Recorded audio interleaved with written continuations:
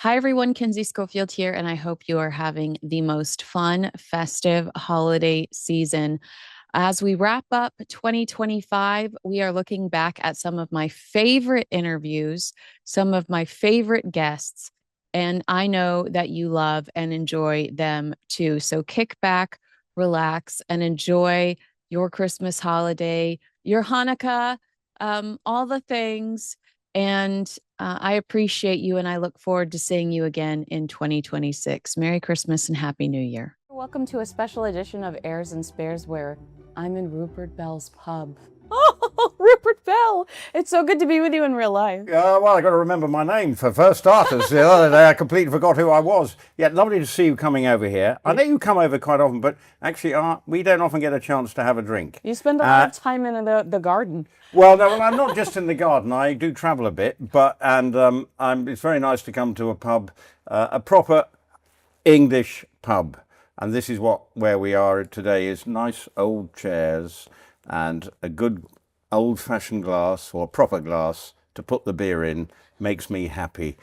So I don't know whether it's going to be a 2-pint recording, a 1-pint recording, but whatever it is, delighted to see you in the UK. And I know, of course, big week this week for royalty and things going on. So I'm sure you're going to be very busy. Thank you. You have a big week coming up too, because you have Ask It. And that's always so fun to see the royals. And the good thing is you pronounced it properly. You taught me how to. Right. You chastised me until I learned how to. You went Ascot. So it's not it's Ascot. You know, it's almost like a cut, you see. So the O is... Wait, so I pronounced it wrong then? Because I said Ascot is how you pronounce it. Okay. You don't go Ascot. Okay. Right? You go Ascot, and you were absolutely right. So you've listened well. Thank you. Thank you, Yoda. That's a Star Trek reference, isn't it? Yeah, good. It was Wars, but we can... Star Trek. Same Comic-Con. It's another franchise.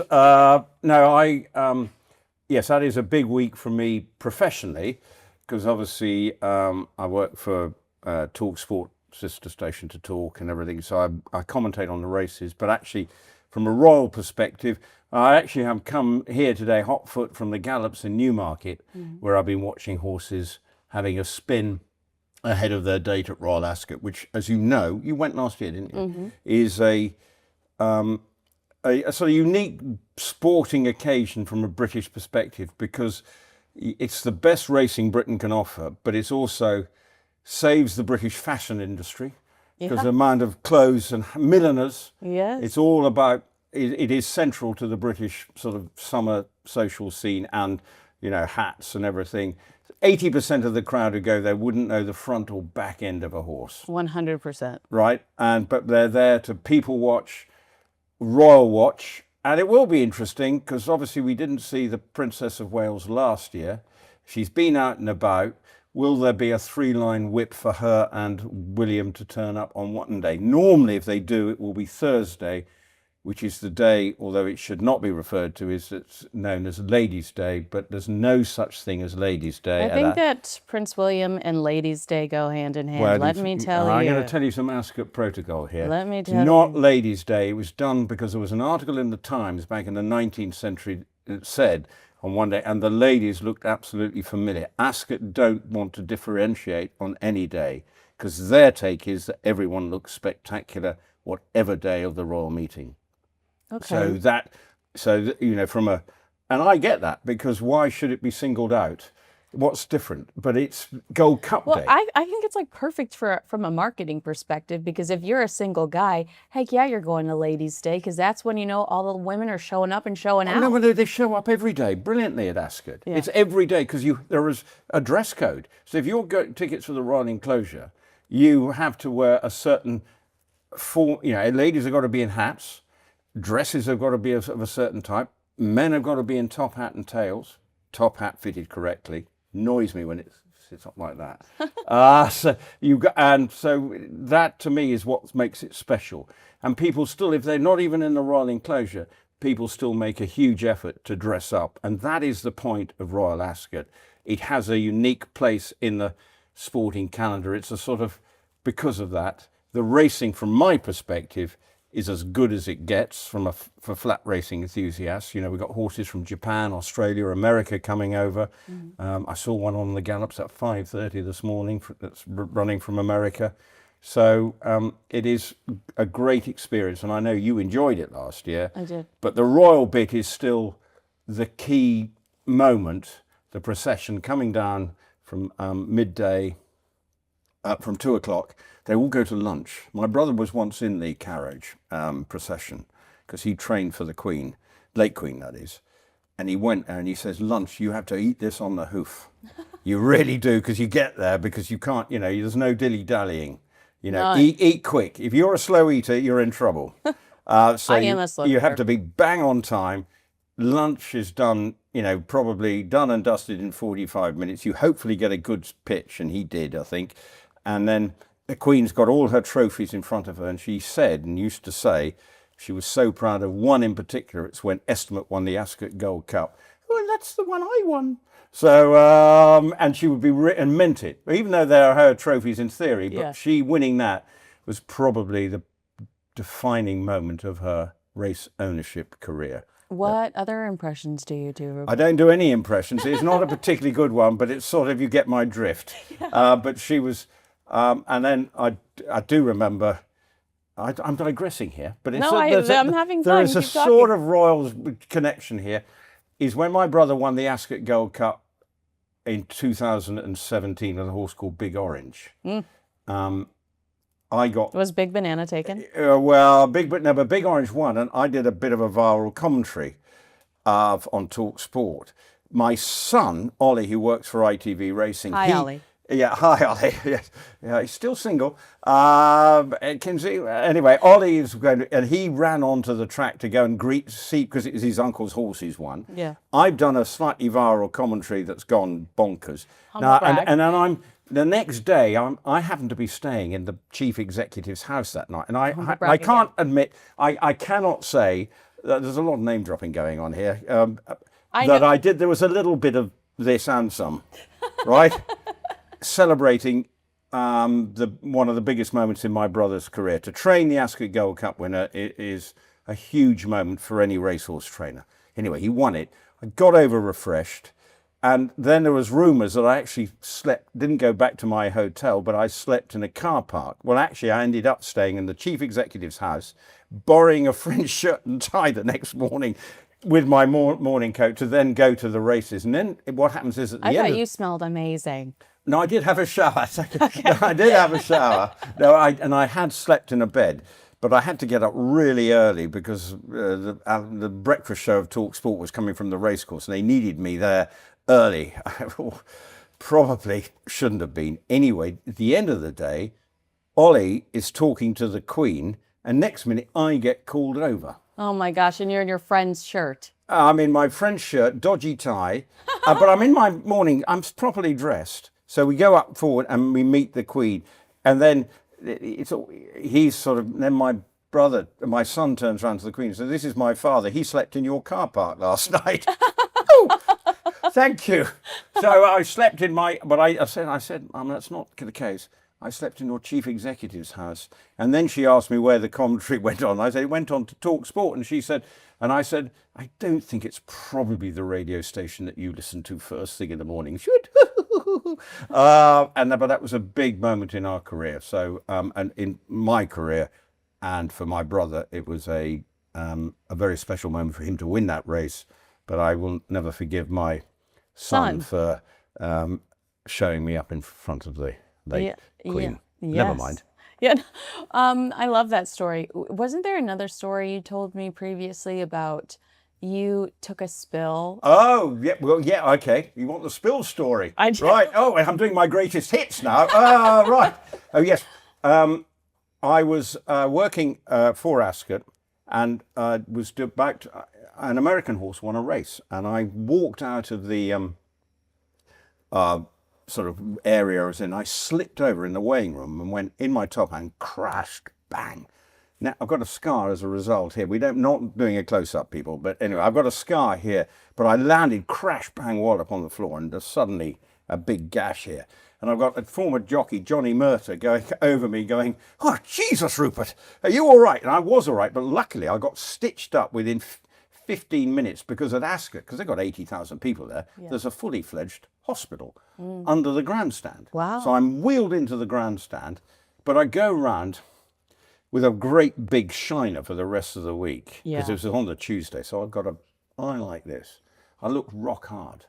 Anyway, the word got back to me was that the Queen saw me on the closed circuit TV at Ascot and should reportedly have said, impersonation time coming here, "What's the brother of my trainer been doing? Has he been drinking?" So that was what happened there. And I did have a major shiner, but luckily I got stitched up within 15 minutes. And I did look as if I'd done 15 rounds with Mike Tyson, though, and a great big gash above the eye. But I was very lucky because it could have been worse. But I missed one broadcast. I was supposed to do something at 6:15, but I was back on air by 6:15. Legend. It's so funny to me that the Queen would make jokes about alcohol when her mother loved alcohol so much. Well, the Queen might have liked a bit of gin. Well, Queen Mother was legendary with the old Gibbonnet. Yeah. And the Princess Margaret liked the whiskey. Oh, God love her. God love her. Have I told you the wrong whiskey story? Yes. Yeah, wrong. Well, I won't tell it again anyway. But you know, but she did like. She liked all and I think the Queen probably, in moderation, would have liked something. Yes, I've never really heard when it comes to the Queen drinking. She doesn't have the stories the way we get with the Queen Mother or Margaret. The Queen Mother was, but I think the Queen was very controlled about her Everything, very disciplined. And I'm sure you had to be. Yeah. And if you think about it, the Princess Royal, half of them, they don't eat lunch. Because if they did, they don't like lunch. Because it means it's another meal. They sort of feel like they're wasting time. So they do a breakfast, probably on the hoof anyway. Right. And then lunch, and then they probably only have something at the end of the day. That's why they're all thin.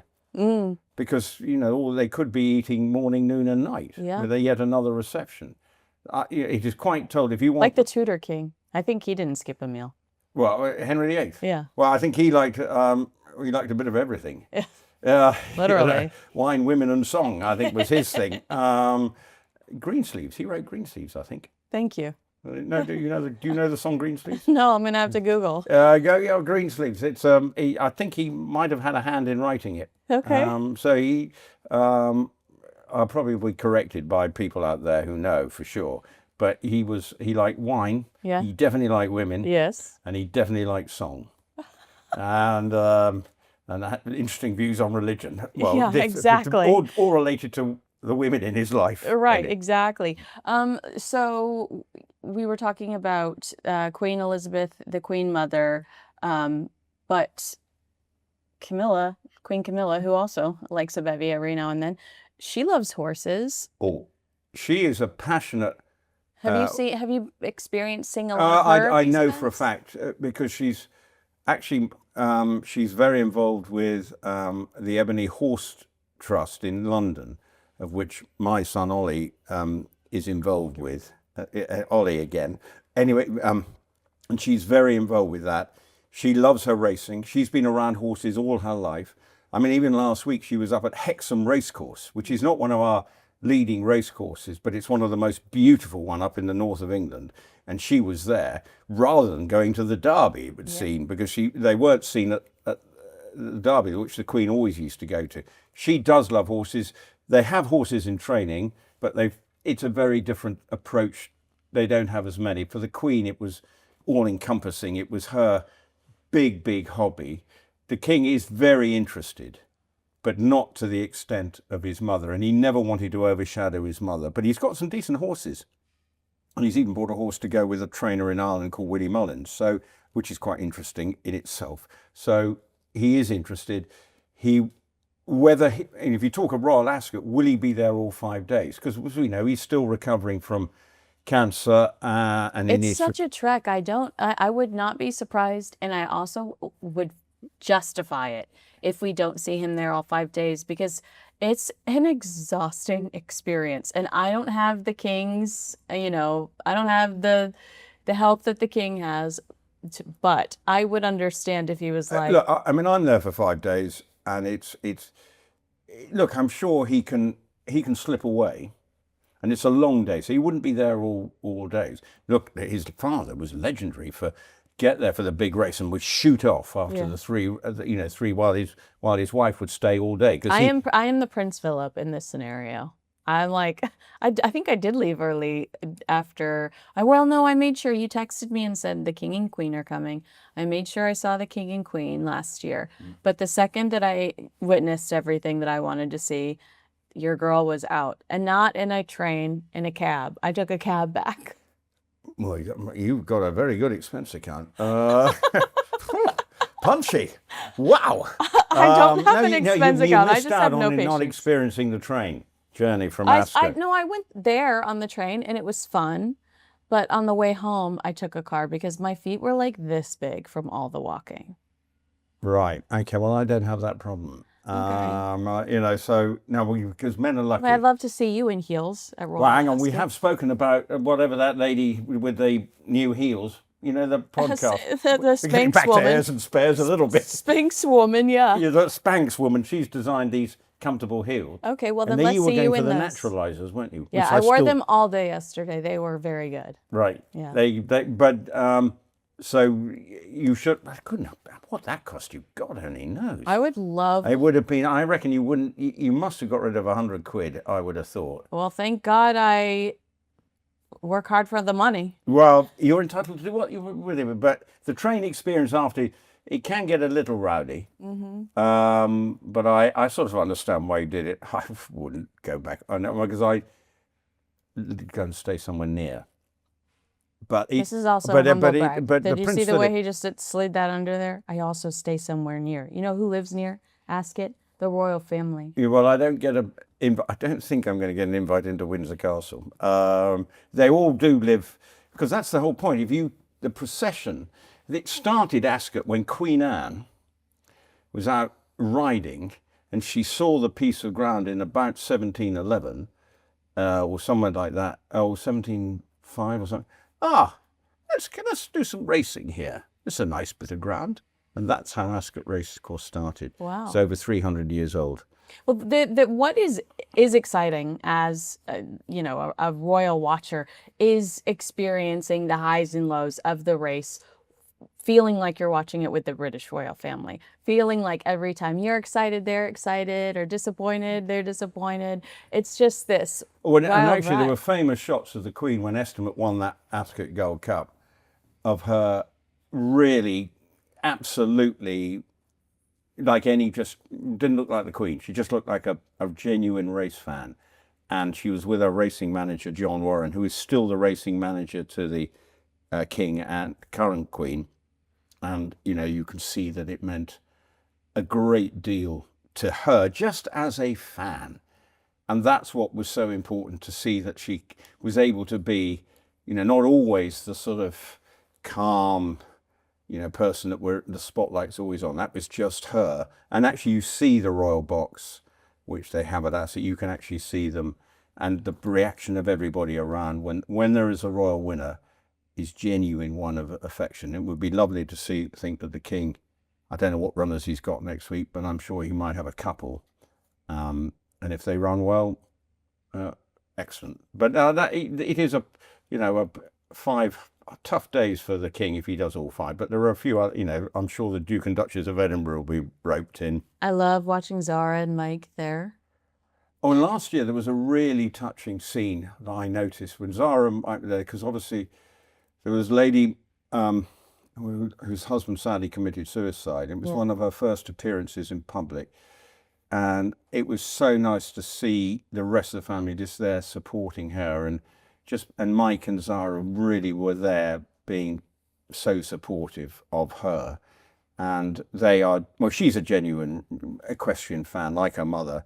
And Mike, well, he's just a good bloke. He just gets stuck in, and he's always got, he's good company. So therefore, it is quite interesting to see how he brings a sort of human touch to proceedings. And Zara does too. So she'll be there. but again, not necessarily in official capacity. They just go because they've got lots of mates there. Yeah. Whereas obviously, there's not that many, but the king hopefully can find a way to be there, even if it means he's in and out.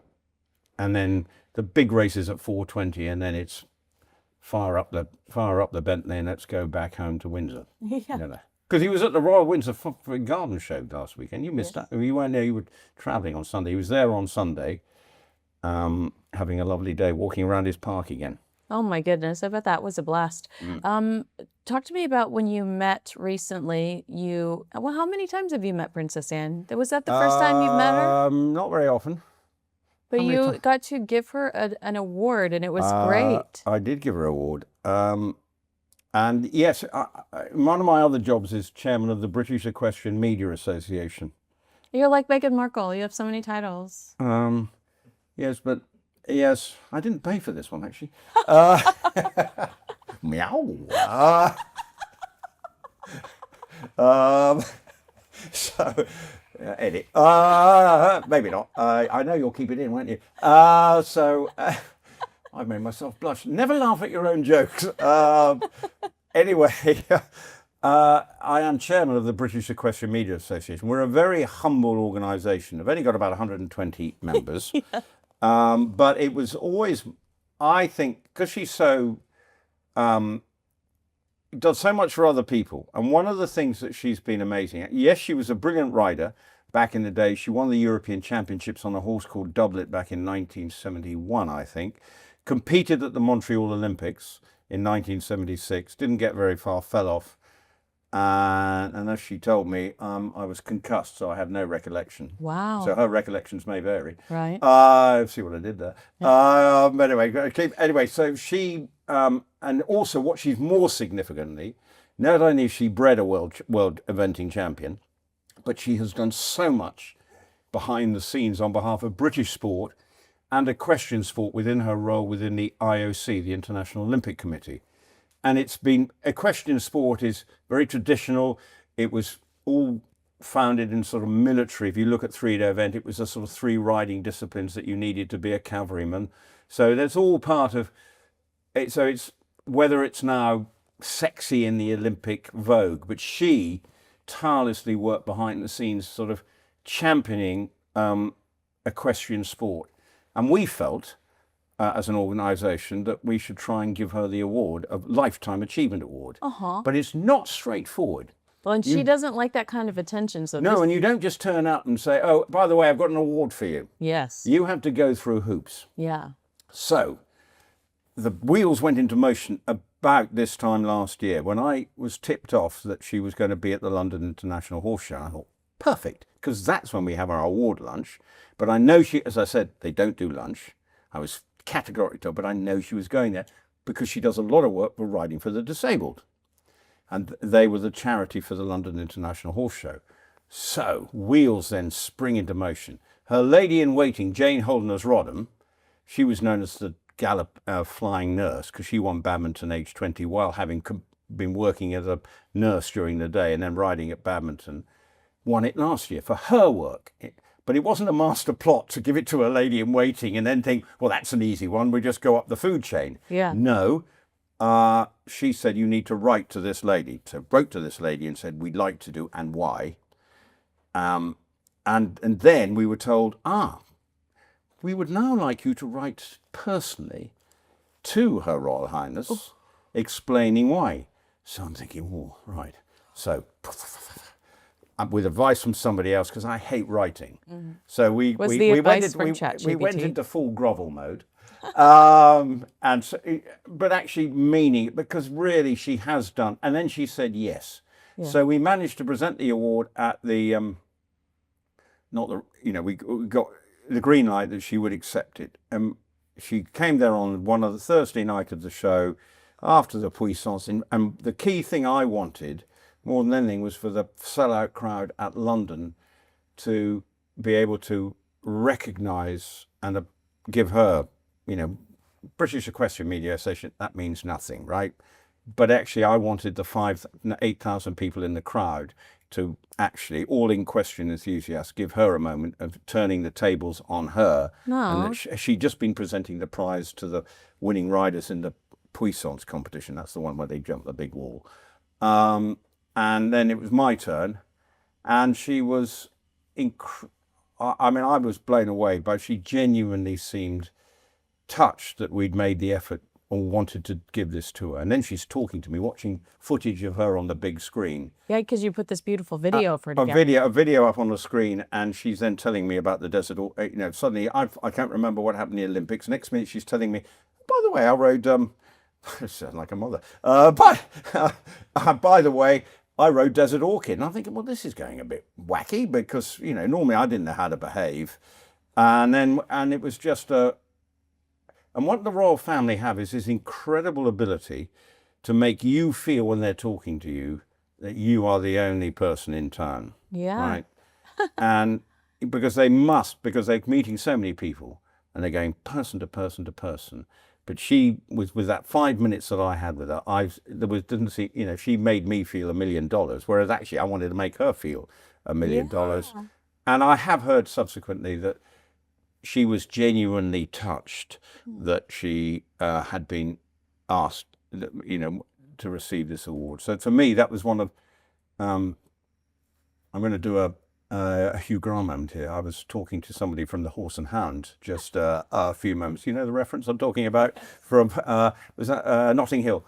Anyway, so I was on my way here talking to someone about that award to the Horse and Hound, because they're reflecting her 75 years, I think, of her involvement in equestrian sport. And I actually probably think it's one of the most memorable moments in my career that I was able to, with my colleagues, create the opportunity to give her that and reflect what she's done on behalf of the sport. And she is, look at her support for her brother. She is unwavering.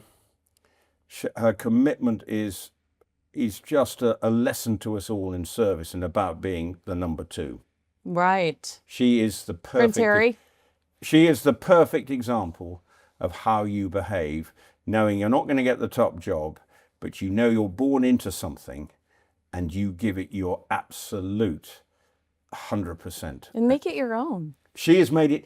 She's made it her own. People know what you're going to get. No fuss, no bother. She'll get on the train at Kemble to go to London if she needs to. Won't want drawing unnecessary attention.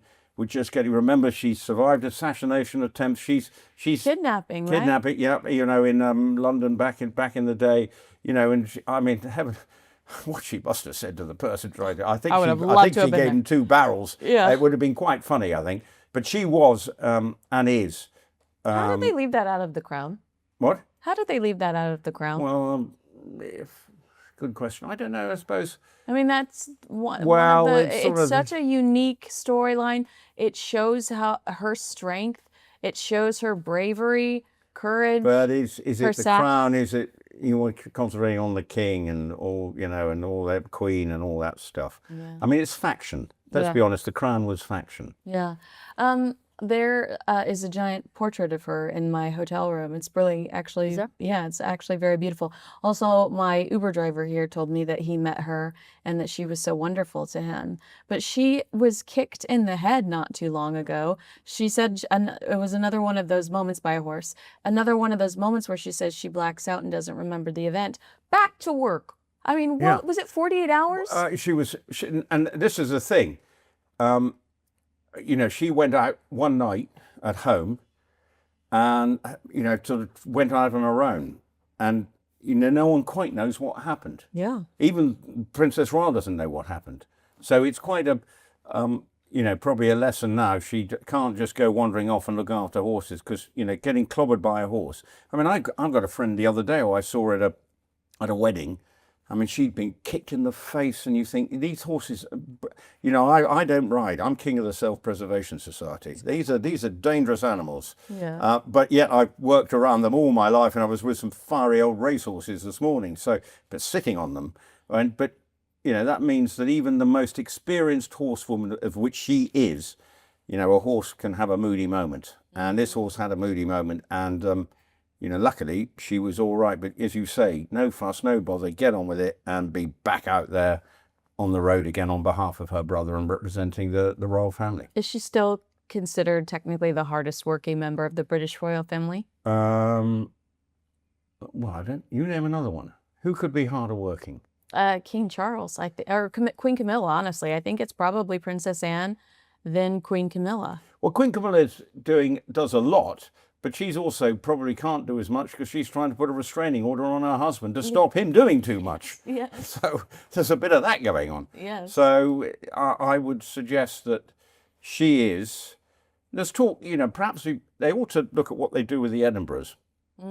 Raise the Duchess's probe. We saw the King in William with Sophie, the Duchess of Edinburgh in Cornwall, and she's got a common touch in terms of being able to just engage with people. She's just very sweet and charming. And she comes from a PR background. Yes. So she knows what it's about, and talking to people within their household, and I will refer to theirs as a household, not the lot in Montecito when they talk about that quasi-royal court, say that they just are, they too are just know what their role is and just want to work together as a team, get on with it, and do the best they can on behalf of their brother. Again, a lesson, it hasn't always been an easy course for Edward in navigating, trying to be, he set up a PR company, both of them got into a bit of hot water a few years ago, but they've sort of gone, right, no, let's just focus on... Well, it's the playbook Harry and Meghan should have really studied. Well, and I think the Queen knew that, and that's why the Queen suggested that Meghan sit down with Sophie, and Meghan said,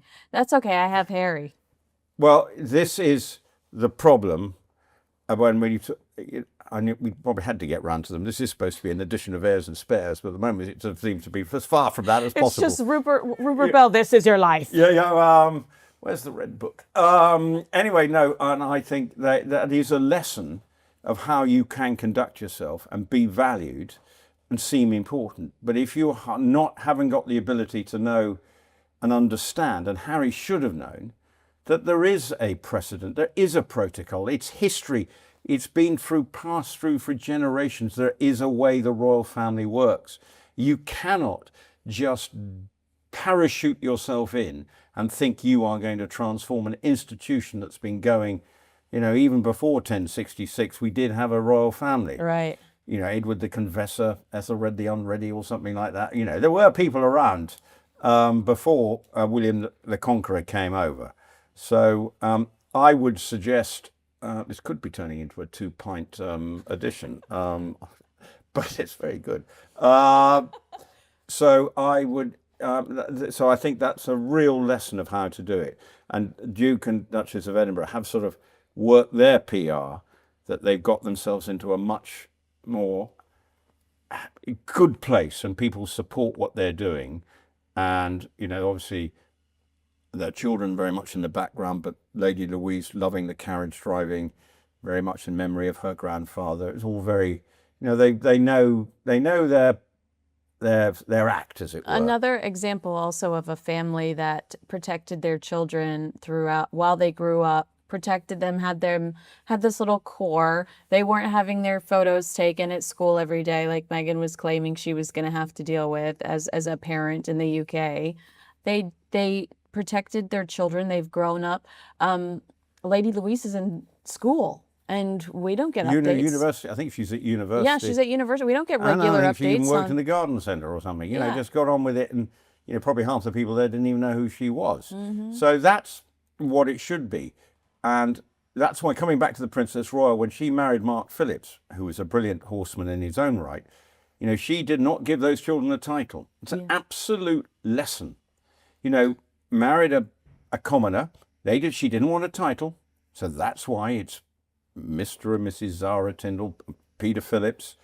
It's such a good move from the Princess Royal that she didn't want any of that. Wanted her children to try and be as normal as possible.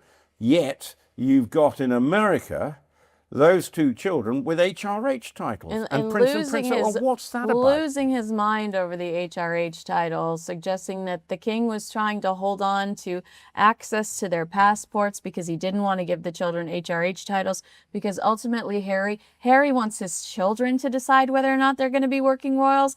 They're not going to have that luxury. No. It's going to be King William who's going to say, you grew up in Beverly Hills. What are you going to do over here? Flip a burger? I don't get it. No, there's no way. I know the hip. Yeah, now we're off. Now we're fired up. Well, we're under starters' orders now. Rupert's going to go into a Meghan rage. No, it is absolutely galling. Normally we're doing this over a Zoom link, but now you can see me start the blood to boil and maybe the beer's kicking in. But I just would venture to suggest that it's so naive of them trying to clutch onto something that, in Meghan's case, doesn't want to be involved in Britain, yet wants a title. I don't understand and wants to sell tea. Like, if you're, stop talking about, like hijacking certain aspects of it's cultural appropriation. Well, that's yes. Cultural appropriation, yes. Ban it. No, I really just think it is so wrong on every level. Yet you look at what they're trying to do, what the Edinburghs have done with their children. Look, their Lord and Lady, whatever, that's fine, but under the radar. Yeah. Anne's children are under the radar. We know that the Prince and Princess of Wales are trying to keep their children under the radar, but they come up and they put their head above the parapet, as they probably will. We'd expect to see them at the King's birthday parade and other family occasions, sort of semi-private occasions, and that is absolutely what it should be, but not manufactured, as we've been seeing recently, in a sort of really tacky, tawdry way, and sort of. Oh my gosh! Can you imagine Duchess Sophie twerking? No. She may have twerked, but I don't think we'll ever see the video. I couldn't say no. I don't know, but But we would never see it because she's an she's a PR expert. We should never have seen that. Yeah. It was. You'll never unsee it. You were traumatized I know. I'm afraid by that video. That is annoying the heck out of me that I can't get it out of my head.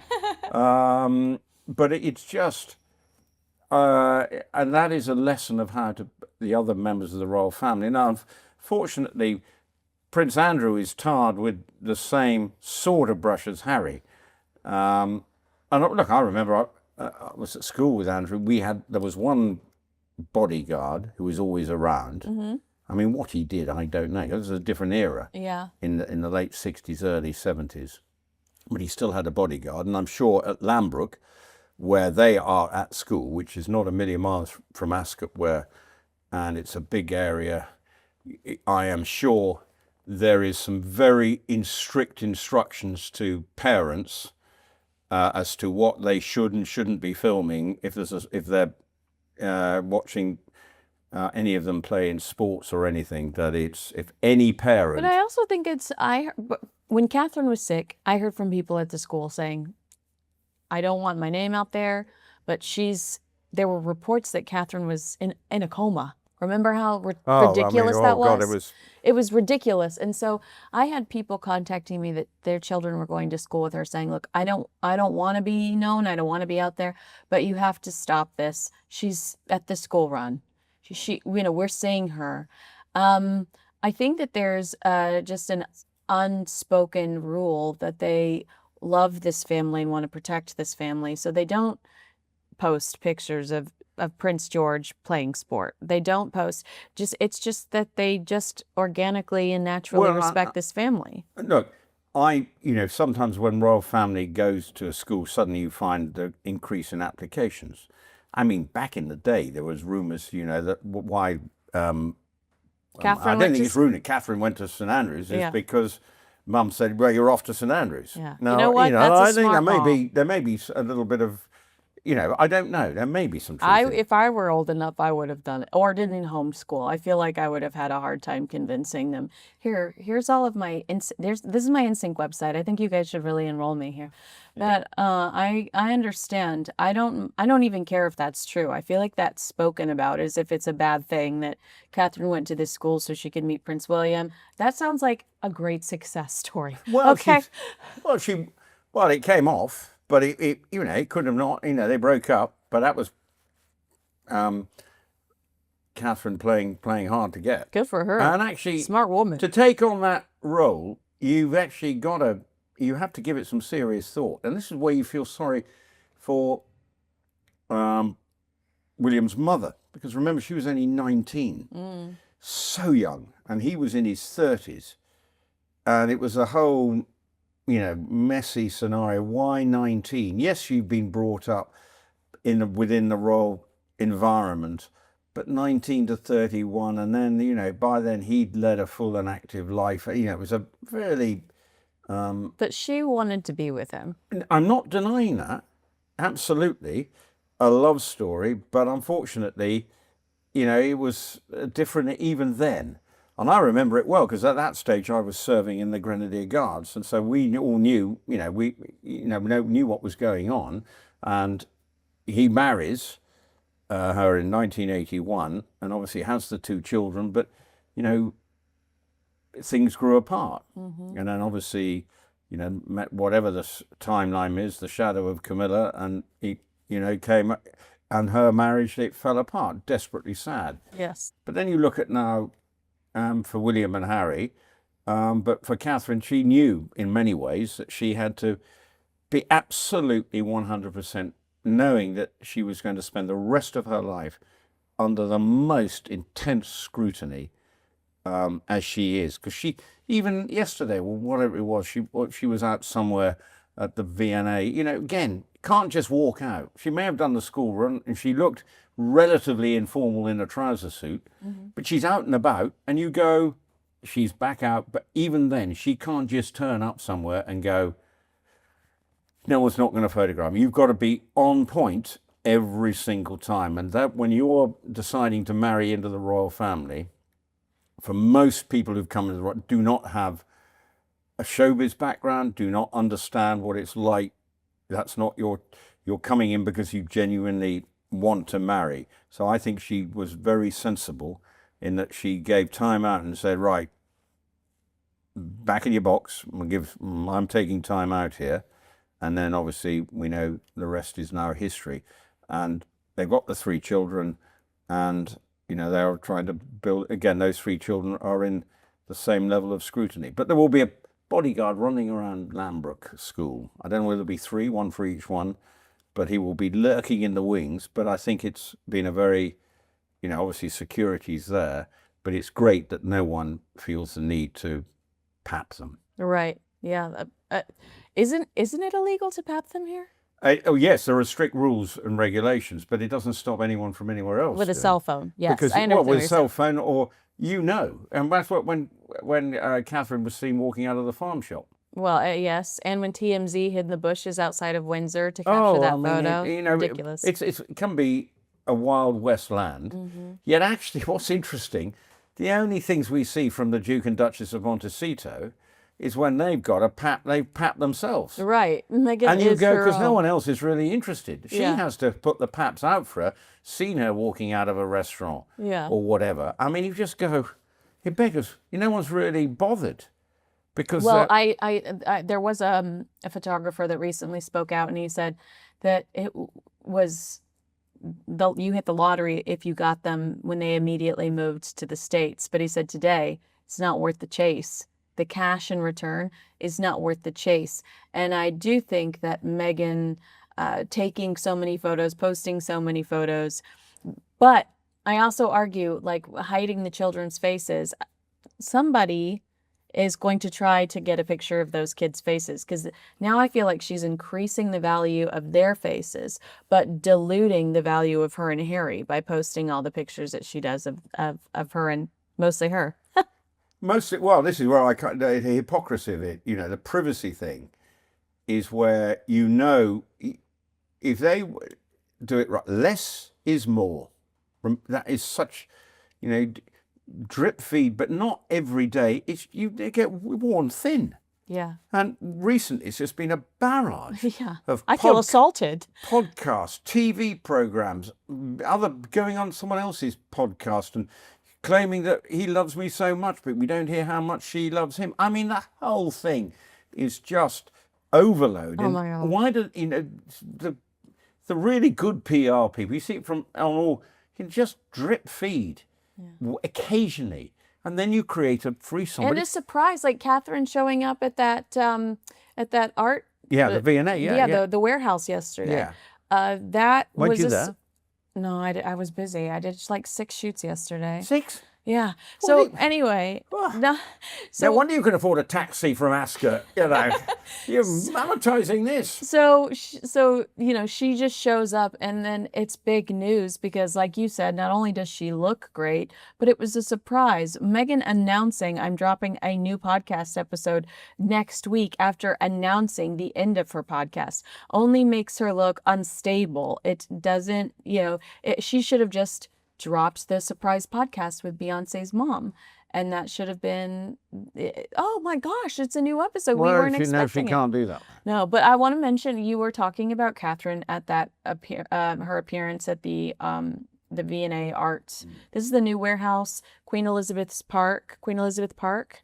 Is that how you pronounce it? Well, if it's spelled P-A-R-K, that's Park. No, I'm talking about a location. Yeah. But this is the new, it opened 2 weeks ago, and the floors are apparently so slippery that they specifically say, if you're visiting, make sure not to wear stilettos and don't wear kitten heels.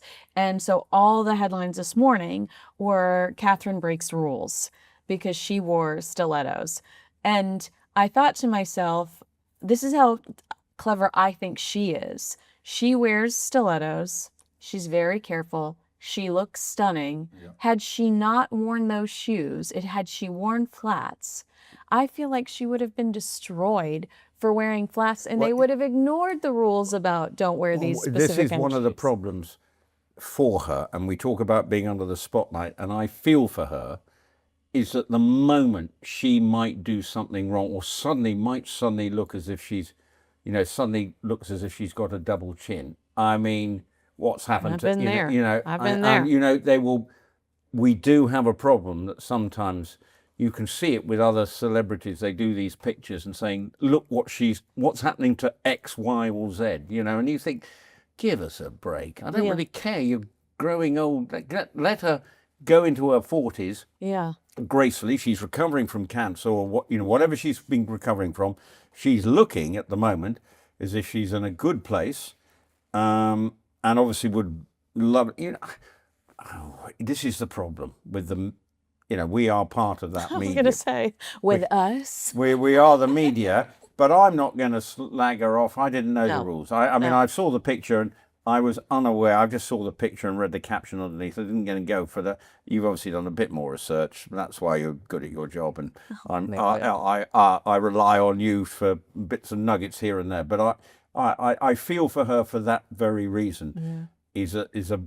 She doesn't want everything to be scrutinized. She is a fashion icon in the sense that whatever she was wearing yesterday will drive sales.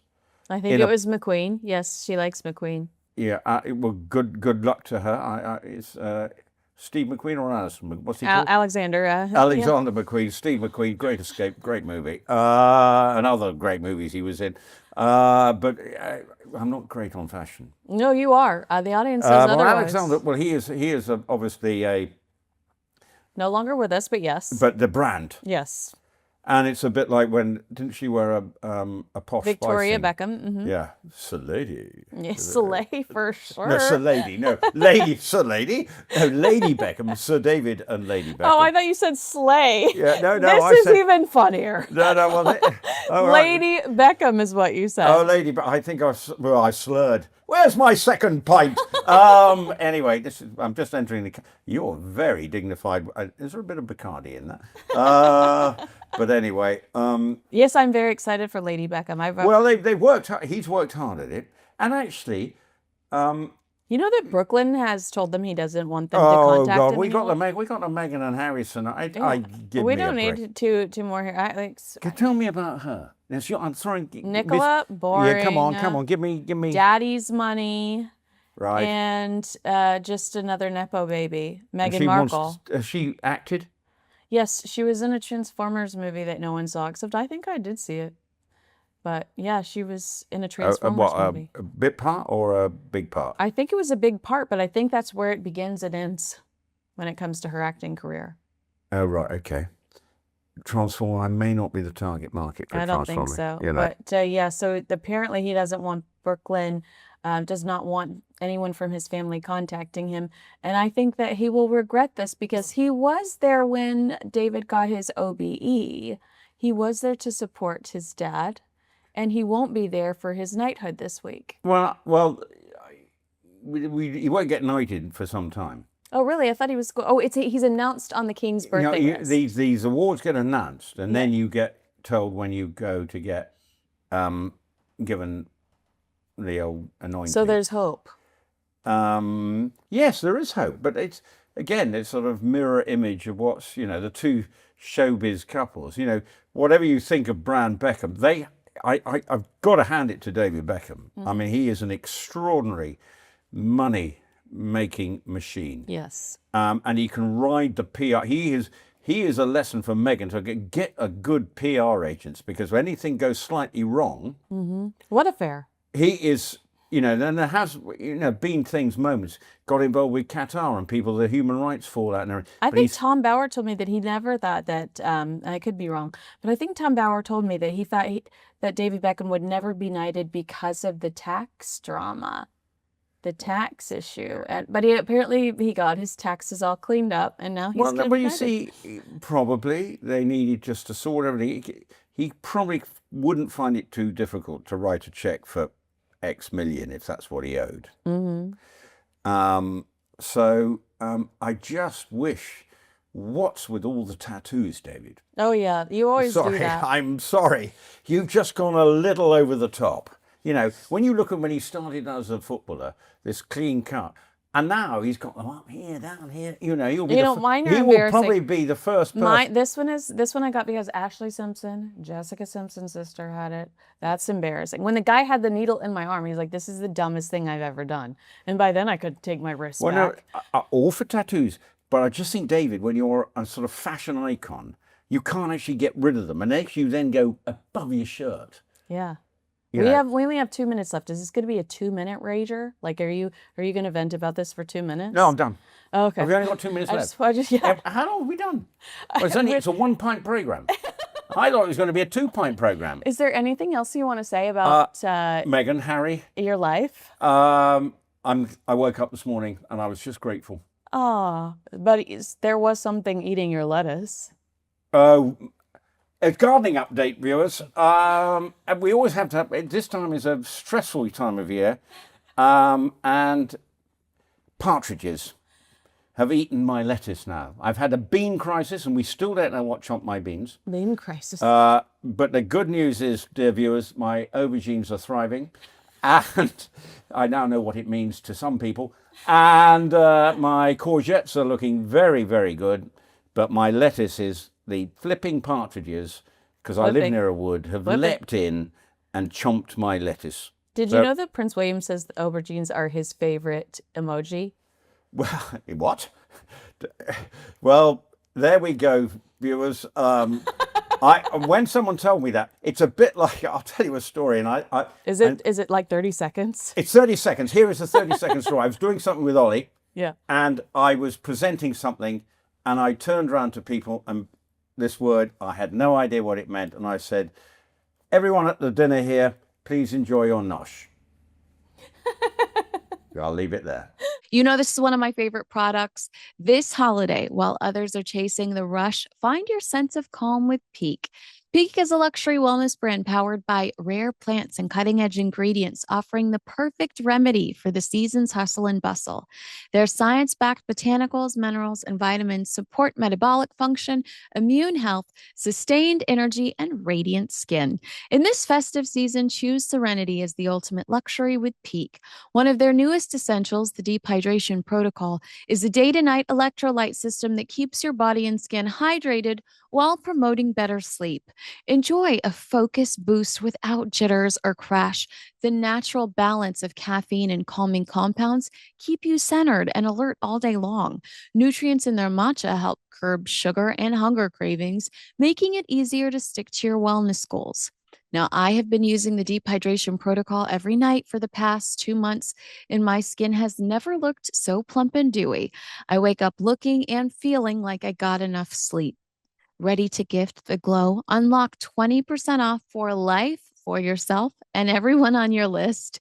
Give the gift of glowing health this holiday season. Get started at peaklife.com/Kinsey. That's PIQUE life.com/Kinsey. Live in London with the one and only Rupert Bell, the man, the myth, the legend, and the booze hound. Hello.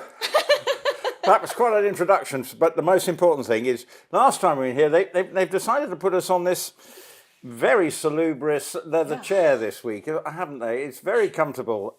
You look absolutely terrified sitting next to me, but I trust me, I've got my pint. It feels it's early enough or late enough to have my first sip. So well, you know why you've deserved this? It's because it's been a tough week for us. Wait, can I say it's been a tough week getting over discovering what Kim Kardashian has been selling, which certainly brought tears to my eyes when I discovered what it was. Well, I'm sorry that I brought that to your attention, but we have been pretty busy lately covering, and at one point he was in line. Well, he still is in line to this succession. Well, let's talk about what we've been covering over the last few days, which is the chaos around Prince Andrew. Yes, and it's actually sad for the king and the rest of the family. Mm-hmm. I think we may have touched on it, but when you look, the king goes to see the Pope, and that is quite a symbolic occasion for the king. He's a man of deep faith, and to sort of have an audience with the Pope, it was significant, yet it got drowned by everything that has surrounded Prince Andrew. Now, as you know, I've known him since I went to prep school with him, so I know what he's about. And unfortunately, he has created the problem. It's no one else's fault but him that his association and his sense of entitlement has put the royal family in a very difficult position, and I feel for them. And William must be, he's losing quite a lot of hair. He's probably losing even more trying to deal with it at the moment. And I just feel that Andrew's got to find a way of putting up and shutting up for the sake of the royal family, because we've even seen, this sort of dissatisfaction. We saw boos, the odd boo for the king the other day. It is tarnishing the royal family at the moment, and every revelation that comes out, and I think it's sad for the royal family that they're having to battle this, but when you look at it, it's the Queen protected him. Yes. Now the gloves are off. The rest of the family are saying, come on. Oh, well, but unfortunately he doesn't do come on. He doesn't want to, he thinks he's entitled to everything. So I'm kind of with you, where I feel like the royal family is navigating a very difficult situation, so I'm not being critical of the royal family, and I feel like it should have been handled years ago. What do you say to the critics that say the king isn't being harsh enough right now? Because he's his brother. You imagine, you have to take the reality of the situation. Now, back in the day, he'd have probably been put into the Tower of London. Ooh. Right? Back in the real day. Yeah. And hold up. The royal family wouldn't have said, right, you're tarnishing the reputation, get out. And it was if you look through history, it wasn't beyond the wit of man that might have happened. Okay, we're talking sort of 13th, 14th mysteriously disappears. Yeah, 13th, 14th century. But right now, the king. It's his younger brother. You have to then put the human element into it and say, well, this is my brother. And somehow, blood is thicker than water. So therefore, that also creates part of the problem. The loyalty to his mother, who did protect Andrew, and the king is saying, right, maybe he will finally see sense. But unfortunately, he does not know how to see sense. Right. And that has created the problem. Yes, you're probably right. If the royal family had got a grips with him, but he's always protested his innocence. Yes. And that's the thing. And that we would defend him. We would defend him, saying, he says that he never even met this girl. But at a point, we have a hard time, because it jeopardizes our credibility when you see emails that he sent to Jeffrey Epstein weeks and months after he tells the BBC on television that he severed all ties with the man. So then all of a sudden we don't want to put ourselves out there and defend him, because we realize that it's jeopardizing our credibility. Here's the thing. In many ways, if he had a lot of friends, people will be putting themselves above the parapet and defending him. What you're actually seeing is a huge amount of stony silence. That's and that actually probably reflects the lack of, that he doesn't have a big pool of friends, because people know him from what he is. Self-entitled member of the royal family who thinks he's above the law in all aspects. And that's the frustrating thing. Where will he end up? Should he end up in Frogmore Cottage? No, I don't think he should be anywhere near Windsor. I think he's a stain on the family, especially if we've covered over the last few months the idea of Prince William not only moving out of Adelaide Cottage over the next few days, but the fact that he wants to make this his home base. He wants Windsor to be that sanctuary for his family. He doesn't want to use Buckingham Palace. Kensington Palace perhaps will stay as an office space, but he wants Windsor to be this little sanctuary and safe space for his family to grow up. Can you do that having an uncle that attracts so much controversy in the same space? Well, the controversy is not going away, because you just feel there's going to be something else coming out. Epstein documents haven't finished being leaked. We know that Virginia Giuffre actually gave an audible interview to her ghostwriter. Those tapes are secretly planted somewhere we don't know about. There have been claims that there are physical Epstein security tapes. Where are these, the emails just keep coming out of thin air. And it's like, again, be careful who you associate with, because the woman, Daphne, I apologize if I'm pronouncing her last name incorrectly, Barak, was like a dear friend of Fergie's. And she's the one that released the email, Supreme Friend, Fergie to Jeffrey Epstein. And then she got the other emails of Prince Andrew's. So you're right. It's a never-ending leak. So, and then, okay, but what do they do about this problem? Where's he going to go? Now, if he sits in Frogmore Cottage, twiddling his thumbs, and then you've got the problem, what do you do about his ex-wife? And the big headline on the Daily Mail today is that Fergie has nowhere to go. You talked about their lack of friendships. Well, that's another example. And I feel, people say, well, what about Beatrice and Eugenie? Well, I know people, members of my family were at university, and they say, what a lovely, both of them are, and normal as they can be given the circumstances. And they sort of, we see pictures of them, for the 18th birthday of one of them, we've got Harvey Vines all appearing at Royal Lodge. I mean, it's not a great look. No. And you are who you associate with. And his problem is Andrew chasing money, trying to value, but they gave him the trade envoy job.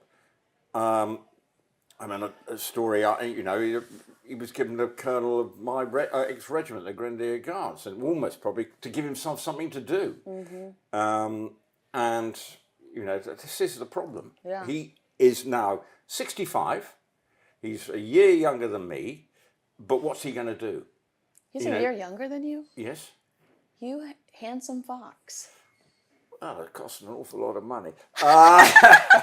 I wanted to ask you. I should go to California because everybody's this is what you see is what you get. These wrinkles are real. They're not. No Botox for Rupert. Oh really? You get Botox? Oh, I've confessed all on Talk Sport before. Oh no, this is true. What do you get done, Rupert? Yeah, well, a long time ago, but it's wearing off. No. I have had I'm going to admit it. I'm so cross with people who don't admit it. If you're going to do it, Yeah. be proud. Oh well, I would love to have liposuction, but I haven't had it, but I would love it. So I will tell you that. Well, it's just a lot of information. Well, this is confessional. Forget Andrew. This is much more interesting. Liposuction, you don't want that. I think I do. Let's get back to the program. Where were we after the Botox interruption? I want to ask you about never complain, never explain, because in this particular scenario, is it backfiring on the royal family? Because I remember saying that it was potentially hurting the royal family at the beginning of the Harry and Meghan drama, immediately post Oprah Winfrey, and Prince William almost crossed the line of what we normally see. A reporter yells out, "Are you racist?" We're very much not a racist family. So we did get that. We got recollections may vary. We did get a few sound bites from them, but I remember thinking they should elaborate on the fact that they're not racist, because I thought that Meghan's accusations were so damaging during the Oprah Winfrey interview. Now, they did stay quiet, and I felt like it benefited them because we slowly watched Harry and Meghan's story unravel, and we saw that they were being dishonest in a lot of their accusations against the royals. Will we see something similar here, or are they, digging themselves a deeper hole by not speaking out and explaining some of the, just saying, no, we didn't protect him. The king could say, I didn't know. He lied to me too.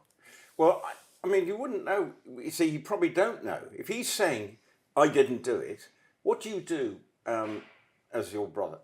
Mm-hmm. Do you have to have complete faith in your brother? So that if you take away the royal connection, just move and say it was some other person, and someone, your younger brother, comes to you and says, found some headlines and absolutely denies it. Yeah. What do you do? Mm-hmm. That is what it comes down to. And he may be king, but that's why he's now got to somehow divorce himself from the family side and say, what's best for the firm? And that's the hard part. And this is what you've seen over the years, protecting the firm. Now, it's not straightforward, because obviously people might be saying the financial arrangements with Royal Lodge. But the reason they say he played a peppercorn rent is because he put about 8 million of his money into the house, and that would justify. And I worked out the figure, or actually my wife did, because I can't do maths. It took me 6 times to get my maths O level, so that shows you. So my wife is good with figures. Anyway, she worked it out that if you said a 75 lease, it works out at about £115,000 a year. If you imagine, that's what it works out that he's put into it. Now, if you're renting out a 4-bedroom flat in or house in Knightsbridge, is about £15,000 to £20,000 a month. So he's actually getting a 30-bedroom place. If you think if he's paying 110,000, divide that by 12, comes to about £10,000.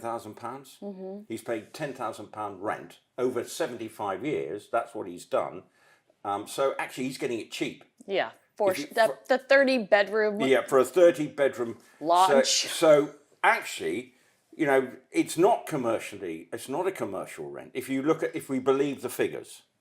So therein lies the problem, and he's paying a peppercorn rent. And that's what's alienating people as well, because he's getting away with it, it would seem. But then at the same time, he does protest his innocence. Mm-hmm. So it's a huge problem. But we know that, so my issue with it is... I've just noticed your Union Jack... fingernails. I'm committed to it. Yeah. I feel like, okay, you tell me you had no relationship with Virginia. The book came out. What a nightmare! I mean, just a storm of this between the leaked emails and the book. But we've caught you in a lie about your relationship with Jeffrey Epstein, and to me, that relationship within itself is enough for the royal family to completely exile him. Well, that's what they're trying to do, because they're saying, look, you said didn't he say in the interview, I should never have seen him that walk in New York? Yeah, he went to New York to break up with his friend. Well, why even go and see him? And stayed 4 days after that. There was an event at They had a party at Epstein's house while he was there. I mean, I'm not saying it was like a naked party, but there was some sort of a party while he was with Jeffrey Epstein on his breakup trip. Then he emails him, weeks later and talking about how they need to play together again soon. So, I mean, it's such a poor reflection on his moral compass. Well, I don't think he has one. Well, yeah. Okay, that's his problem. And have I told you the story that Andrew Morton told me that he was at an event with a friend of Prince Andrew's. He found the one. And so the friend of Prince Andrew's, they go outside so they can call Andrew. And this is after Diana, her true story. And he says, hey, I'm here with Andrew Morton. And he said that Prince Andrew immediately hung up on him, didn't even tell him goodbye, and never took his calls again. And so Andrew Morton's point is Prince Andrew acted as if it was some, he had some gentleman's agreement with Epstein, so he had to formally go break up with him because that was the appropriate thing to do. And meanwhile, Andrew Morton is like, I've literally watched him ghost people. Well, and Andrew is a ghoster. Yeah. So I'm not surprised. I mean, I'm not surprised, and I think probably William is at his complete wit's end now, because this, it's half term now, I imagine, and it's quite a big deal. Aren't they moving into Forest Lodge? I think they want to be there by November 5th. Yeah. Well, see, they'll be going back to school, so it's half term week, presumably. I probably had 2 weeks half term, so they're moving into what is going to be their forever home. So it should be a time for, moving forward after what has been a turbulent 18 months just from a family perspective. But then all this other stuff going on. You've got Andrew, you've got Harry and Meghan doing stuff. I mean, it's a pretty dysfunctional family, It's the truth. And I know all families can be dysfunctional. There's always... But we just don't have the resources to bury our dysfunction the way that the royal family seems to. Well, unfortunately, that dysfunction is there for all to see, isn't it? Well, I mean, I don't know a lot. I mean, the Virginia accusations, they died down for a little while, and I don't know how they kept it as quiet as they did, but they have just gotten increasingly worse. Like, why do I need to know that he liked your feet? Well, I didn't need to know that. Well, I think when you think Sadie went because she committed suicide. She did. And then the books come out, you almost feel like, well, we did our bit, and obviously there was a 12 million alleged, the payment, wasn't it 12 million? And then you see all the jokes alleged, about saying, I'm paying someone 12 million for someone I've never met. Mm-hmm. You go. How important was the Queen's Platinum Jubilee that you would pay? Yeah. I mean, you would pay that much because you wanted the Queen to have a positive Platinum Jubilee. It's hard this is to where process. they've got themselves into a pickle. That's exactly the phrase I was going to use. They have got themselves in a bit of a pickle. You're developing good English phrases now. Thanks. And my wife made a lot of dill pickle this year. Oh. Anyway, we I wonder if that's a double entendre. Yeah, but we digress. But I think that's the problem for the royal family. Ever since that, they needed to be strong in day one. From that horrendous interview, they needed to say, right, Andrew, off you go. Mm-hmm. This is your show. This is your cock-up. Yeah. You deal with it. Unfortunately, the Queen couldn't bring herself to do it. Remember, she was in her mid to late 90s. She just lost her husband. And so everything was a absolute, trauma for her. She obviously was getting increasingly frail and ill, mm-hmm. as you would expect for someone in her 90s, didn't have the sort of strength and probably just wanted it to go away. How much of that, us watching all of these horrific experiences that the royal family is suffering on a personal level, the loss of Prince Philip, the Queen frail, inevitably passing away, Fergie's breast cancer, the King going in for was it just a surgery initially, and then we found out he had the King and Catherine went in for something completely different. Turns out they both had cancer within a month's time. Yep.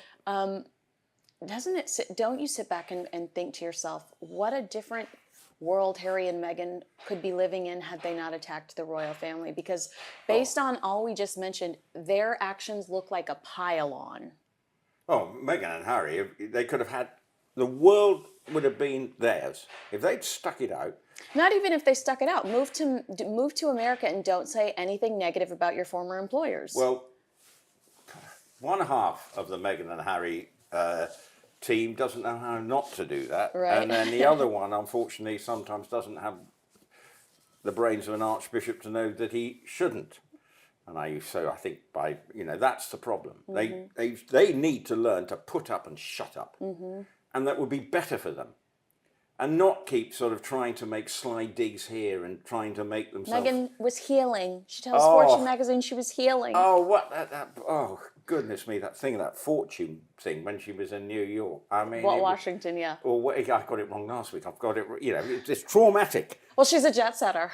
And it's such baloney, because if you look through, it's so shallow. Q4, Q4, like all the hip lingo. She's, and then the sort of look away. I mean, I'm not trying to impersonate Meghan because but it's just horrendous, and sort of trying to look as if she is the great intellect, the saviour of people's humanity and the way they should live their lives. Yeah, and it's like, you know what? There are more worthy women that had to say that had never saw their children, never got to kiss their children goodnight, had to sacrifice relationships with important people like their families because they were running around trying to make their business work. And there's Meghan Markle, voluntarily cutting off her family, utilizing her husband's family to elevate herself. She's been handed everything to her. It's like, I don't need guidance from you. I mean, how to marry a rich guy, I guess, and I'll take that. And then she's turning up at a book launch somewhere the other day. What was that thing?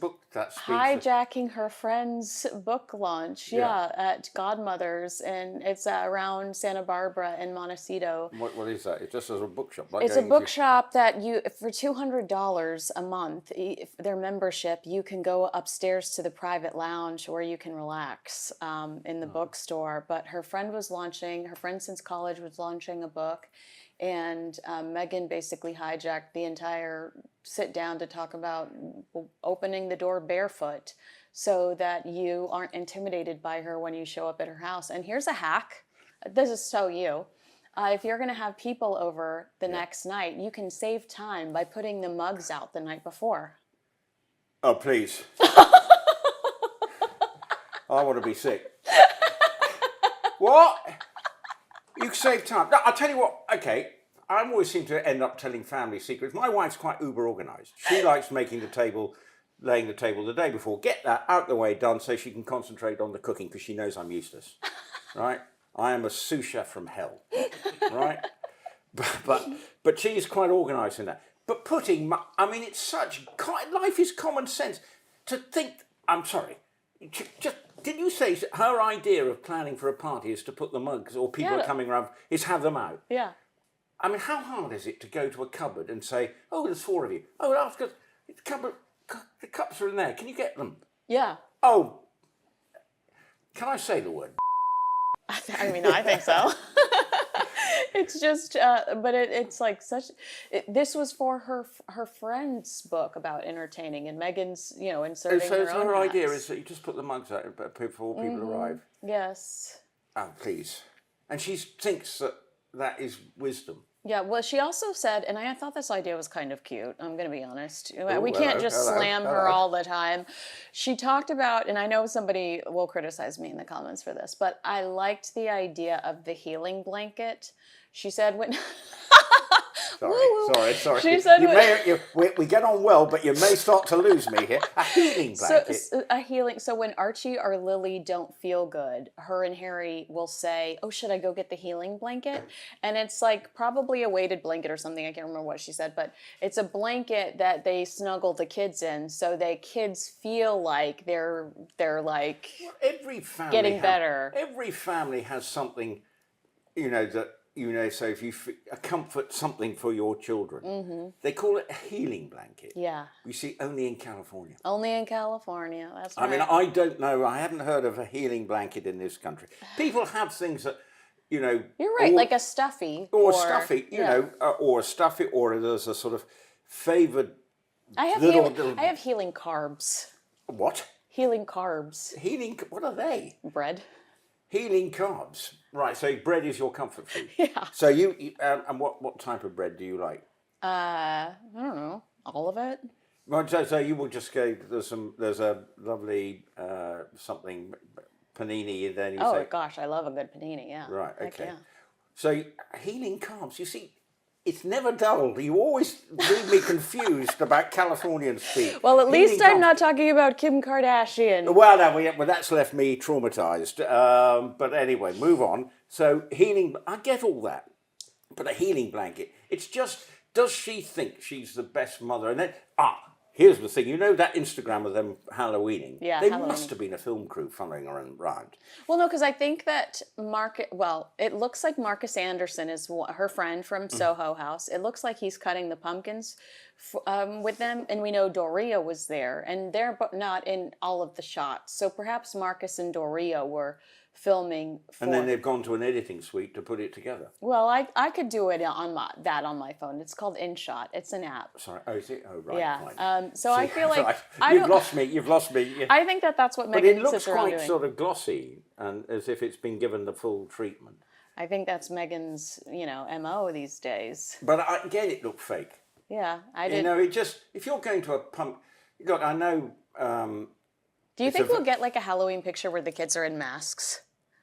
Well, I don't know, but Halloween now is, we normally November, remember the 5th of November, which was about the Guy Fawkes plot. That used to be our big celebration. But unfortunately, we've had a big Americanization, and now pumpkins and Halloween has taken over. I love it. Well, I know you're American, so there's every chance that you're going to love it. And look, and I have done the Halloween experience with my youngest son. Yeah. I've gone round and drunk apple cider, which is non-alcoholic, which is when you take the children around, and then the children knock on the door, and it's trick-or-treating, and it's all quite sweet. And I won't bar humbug it, right? Okay, so I get it. But we have taken over. And so I see places now growing pumpkins just so they can cut into them. Actually, we have a food crisis.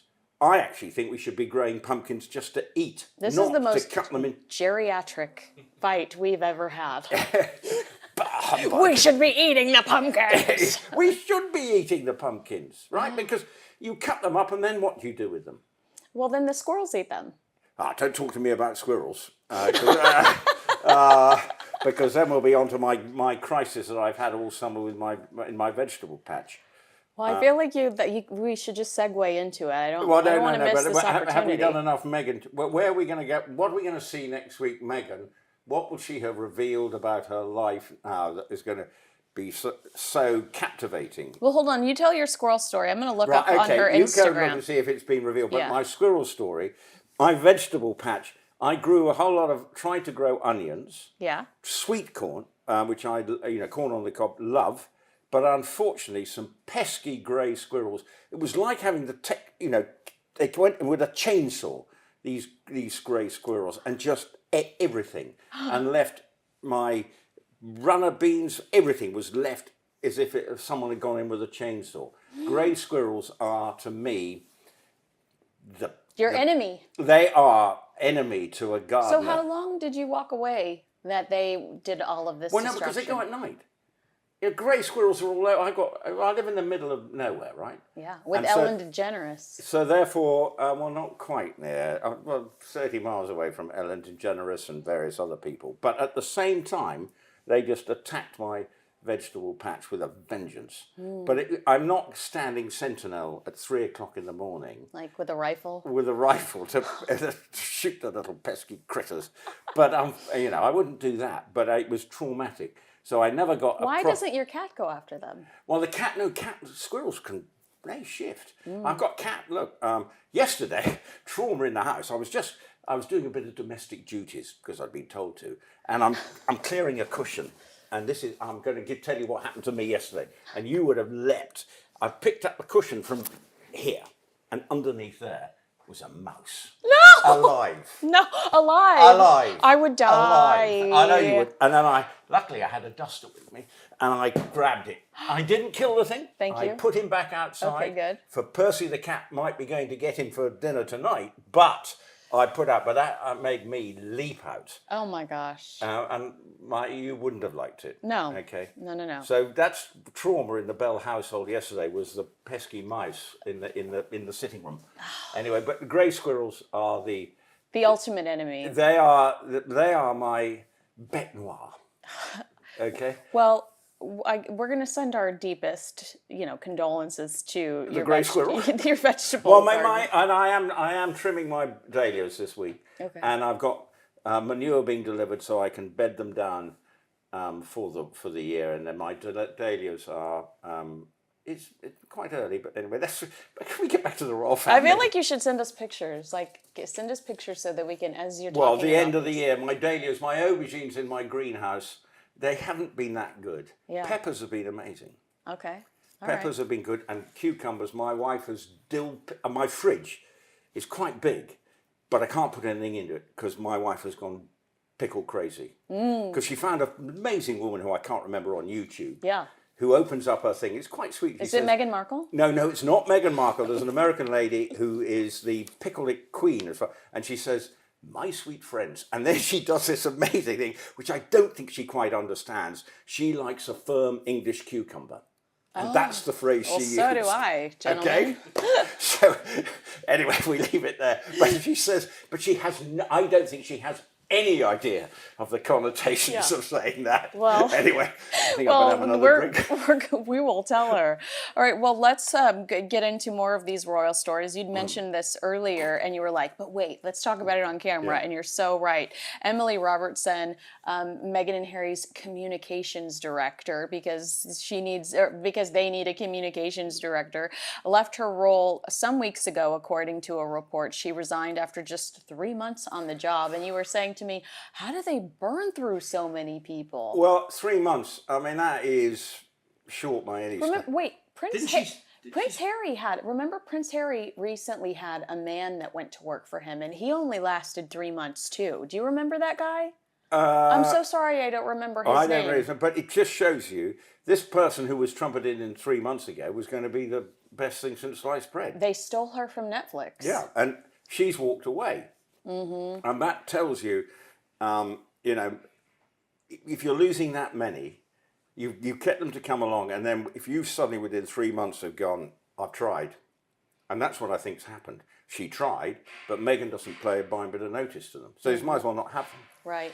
I mean, I know stories of when she was over here. She'd be told one thing and say, right, do this, and then the next morning she would say, no, I'm not doing that, and it would drive people bonkers. And I'm afraid someone, probably a very intelligent woman, I don't know her, and her reputation must have been good, and not someone who I think would be a shrinking violet by all accounts, yet she has gone within 3 months. And you can paint it as saying, well, we've just decided to, come up with some, reevaluated what we were doing, but 3 months. Well, let me tell you what Harry and Meghan said. They said that she was only hired on a temporary basis, which you question the idea of leaving a monster like Netflix. She was on some of the sexiest Netflix shows, so she had the bragging rights of sitting in a bar in Hollywood saying, oh yeah, I do PR for The Crown. To leave a job like that to go to work for Harry and Meghan on a temporary basis doesn't make sense resume-wise, doesn't make that, how would you explain that to your next employer? So they said that she was hired to help with season 2 of With Love Meghan, I think they just said With Love Meghan in general. So to that I would say, if that's the truth, then does it make you question the potential of a season 3 of With Love Meghan, on top of what Meghan says at the Fortune event in Washington, D.C., where she tries to blow past the question of season 3 and goes, well, I have a Christmas special. Oh, let's hope there's not. Yeah. I don't want to be seeing through another load. You don't have to watch her put out 8 mugs. Well, 8 mugs the night before. Oh, if that's going to be, with her best friend, in inverted commas, that she suddenly hasn't seen for 20 odd years. Chrissy Teigen. Yeah. So, no, please God, Netflix, no. And now that's why she's saying, I'm going to do these 2-minute lifestyle videos. Yeah, she's basically just saying, I'm going to create social media content. Well, look, she's got X number of followers, so therefore it's getting to a market. And let's be honest, that's what you're trying to do. Not everybody is going. Some people are going to appreciate putting mugs out the night before, but I'm not. Yeah. And I know I'm not the market. But I mean, you talked pretty long about dill pickles, so I'm not saying you're not the market. Yes, yeah, I'd rather let the side down here and go. But this lady is anonymous who does the dill pickles. She is, just someone who's gone to YouTube. My wife found this lady and does a proper job. Yeah. And they are delicious. So Yeah. I next week when we talk, I'll find out the name of the lady so we can give her a plug. Okay. But she's nothing special about her.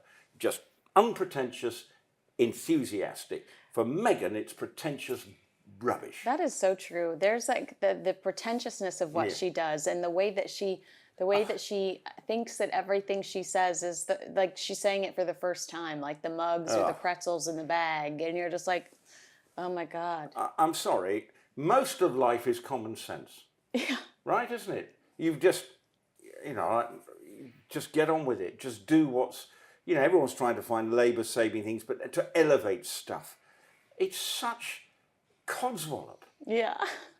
I don't know what's in that beer, but it's really You're fine. feeling it. I'm feeling the heat, know, and it's just really salubrious. What you can't see is the cushions have been well lived in by the looks of things, but it's very comfortable. I did look at the cushions and think, I wonder what celebrity butts have been in this seat. Well, you and now it's Rupert Bell. Well, anyway, it's lovely in here. But I mean, back to the publicist point, I would actually say that they've got a problem. Yes. And their bad publicity just seems to continue. They keep making mistakes. They think they're doing the right thing. But the reason they keep doing the wrong thing is because Meghan doesn't listen to anybody. This Emily presumably might have known what she was talking about. Mm-hmm. And if she'd just actually gone, listen, do as I say for once. Go away for a little while. That's not going to happen. Meghan is convinced by her genius. Oh my gosh, that's the truth. I apologize to the audience if they watched my conversation with the Dickie Arbiter and Hugo Vickers, but I would ask you about this because you knew Princess Diana. Patrick Jepson writes in his book about Diana that towards the end of their relationship professionally, he was kind of fed up with her because she believed her own hype.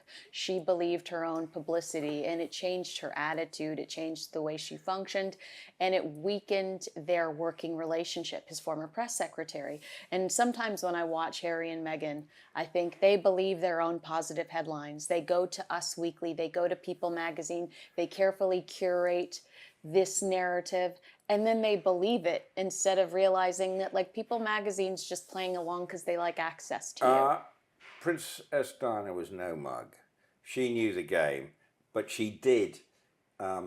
She knew how to manipulate the press in her favour. The famous black dress shot. The revenge dress. Absolutely out there, and she knew what she was doing. And but then again, she then got into a bit of a mess with her, getting involved with the Fayeds. And obviously that ended in horrible tragedy. But she did begin. The Fayeds, who, speaking of Prince Andrew, the Fayeds, who we've just found out over the last 24 months, is accused of sexually assaulting his young female employees.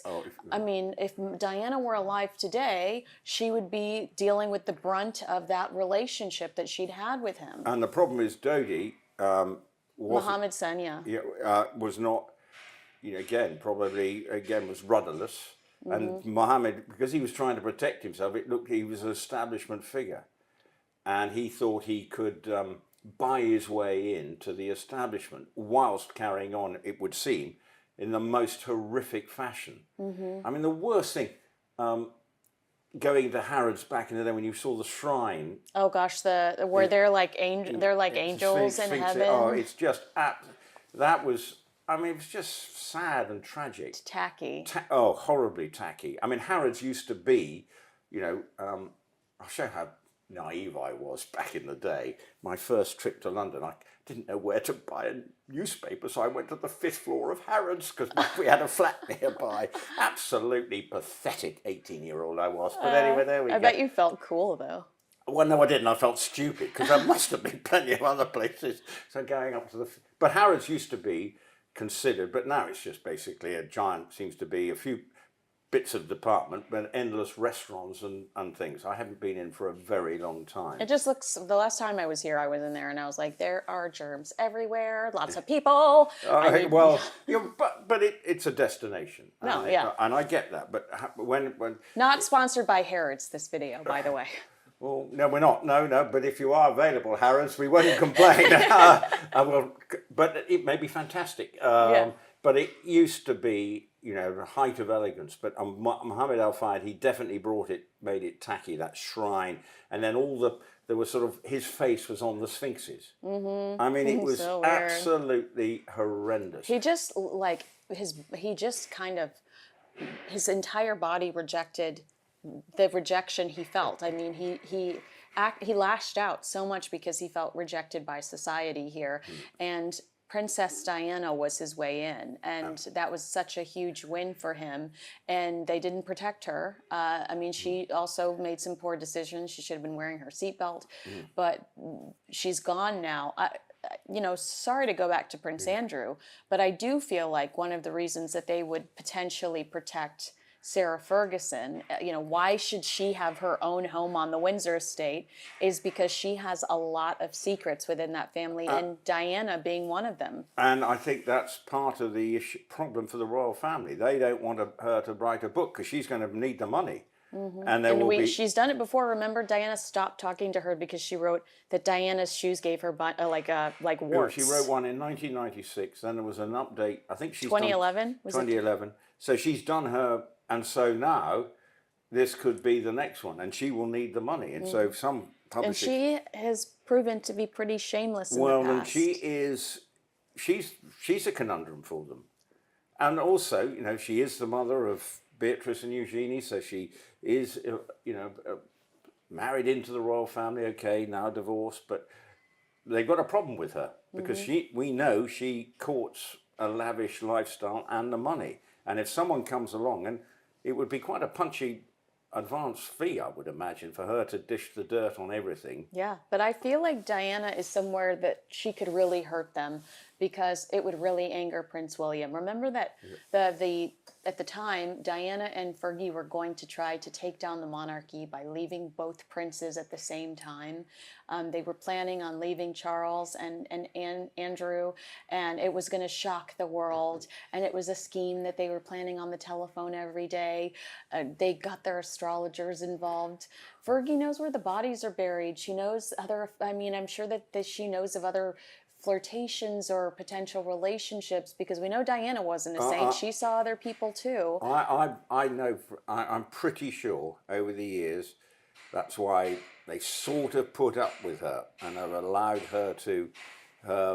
That's Fergie now, do you hear it? Yeah.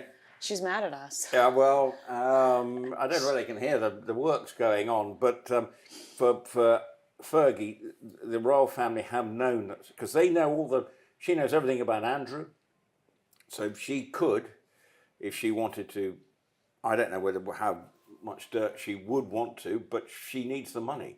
So her history suggests she would take that money. So the royal family have a problem with her and have got to try and manage it, and it's not an easy one. And that's again an issue for them. And William has got this thinking, oh my, how do we solve the problem that is Andrew and Fergie? That all of the adults around me created, and I'm having to step up and clean up their messes. I think the reason why I feel like she would go in the Diana direction is because Diana's not here. If she were to spill some embarrassing secrets about Diana is not here, where I do think she'd continue to protect Prince Andrew because he is the father of her children. And I don't know if she'd want to jeopardize her relationship with King Charles, but I don't think King Charles would mind. I mean, I don't know if he'd try to step in to protect Diana's legacy, but Diana's just gone. And so I feel like that's why I worry that she would say things that were not, wouldn't reflect positively on Diana. Well, I mean, Diana was a very shrewd operator. So, she's been sort of, what's the word? We've made her a saint. You made her a saint. That's the best way of describing it. And actually, you've got to actually look at it. There are two sides to every coin. But ultimately, it was not a good time. The king did not cover himself in glory. And Diana was definitely, at times, made to feel that she was bigger almost than everyone else in the royal family. And she was a global superstar. And the royal family, that's why Catherine, when she's out and about, is seen as that Diana figure, because she brings a touch of... Did you just hear that? Why? Meghan breaking plates in Montecito over that one comment. No, I didn't see that one. Catherine is the Diana figure. Meghan's like, no! Yeah, well, she is. We know that when she's out and about, the glamour. I don't know whether she's going, is she planning to go to South America for the Earthshot, to add a touch of glamour? Mm-hmm. I mean, with all due respect to William, I love what the Earthshot's about, but if she turns up, woof, everywhere. So that's what, and the royal family is short of that now. Mm-hmm. So we need her. Every time she's out and about now, everyone does say, and that's hard on her, given that she's, and mentally, she's got to put on that happy face and go out there, and if suddenly she's looked as if she's not quite right, then everyone's going to analyse. A nightmare, both mentally and physically for her. So I've got a lot of sympathy for her, but the royal family needs her out and about because she does bring that certain, the flashbulbs pop. What about the story from Fox News? It says, following Prince Andrew's scandal, Prince William and Catherine, the Princess of Wales, are said to be quietly enforcing a strict zero-tolerance approach within the monarchy. Do you believe that Catherine would be invested in these types of conversations, that she would be in the room as they strategize? Because Valentine Lowe reported in an updated version of Courtiers that recollections may vary had Catherine's stamp of approval. There were debates about whether or not that would be in the release that reacted to Oprah's interview, and that it was Catherine that said, no, that should stay in. So do you imagine her sitting around strategizing with them going, no, we've got to get Andrew as far away as possible?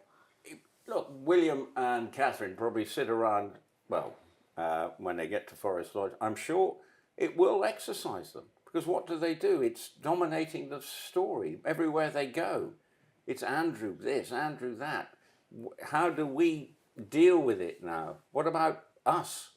Oh, you know what?